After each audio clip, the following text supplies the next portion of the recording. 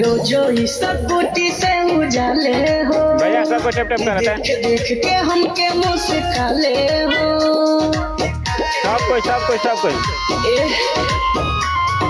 रोजो ही सब बूटी से उजाले हो देख देख के हमके मुस्काले हो ओकरे खातिर मनवाई सब बच्चों का। हमारे पागल आइल बा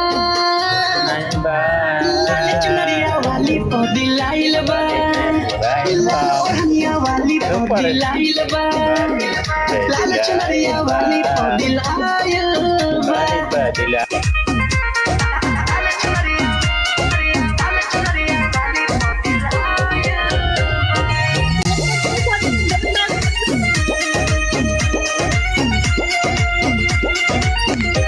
guys, live share all guys.